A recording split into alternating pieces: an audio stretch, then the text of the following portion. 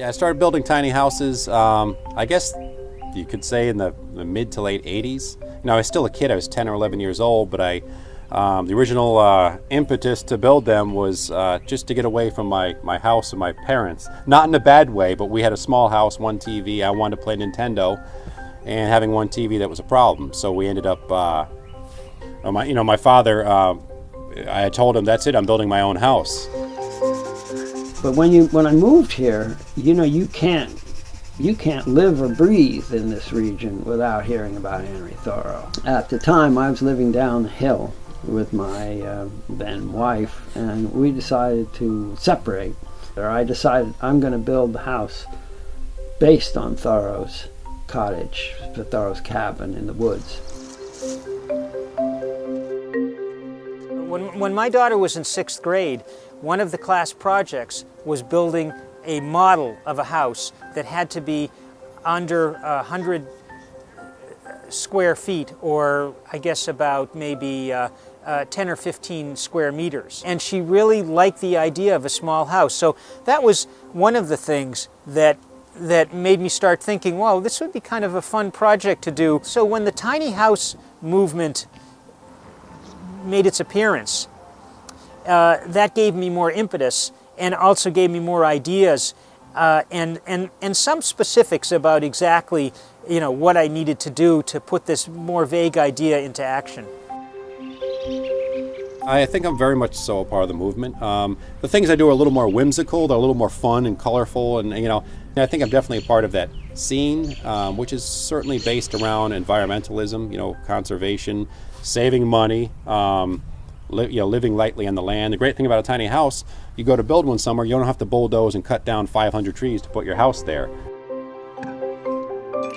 Root of the American experiment is exploration, So on the one hand, on the other, there's this fierce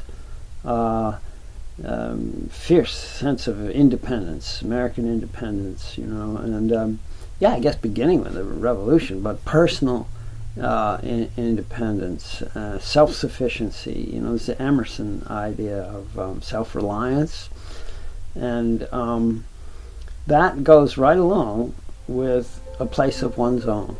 You don't have money, but you have the will and the skills, and you can manage to get a place of your own.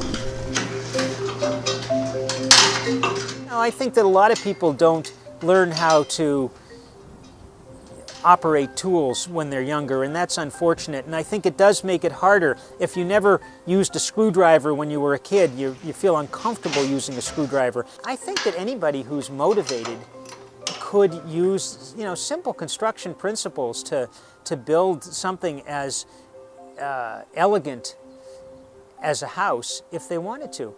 Yeah, the door behind me, that was found. All the windows in this cabin were all found.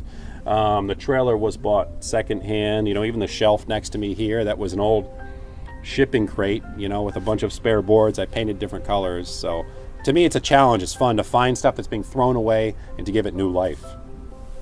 I think it's maybe a statement against these massive houses that people build now. These monstrosities that are, these huge things. There's a case just recently. This guy, he built this, just like a Renaissance palace on the cliffs of Martha's Vineyard. Well, naturally, climate change, stronger storms.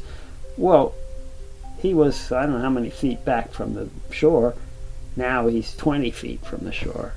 And, the absurdity of that, of, one couple building a 20,000 room, I don't know how big, swimming pools and bowling alleys and everything. Well, nature's going to take it away. And I think these tiny house people, they don't need that. You can be happy in a tiny house.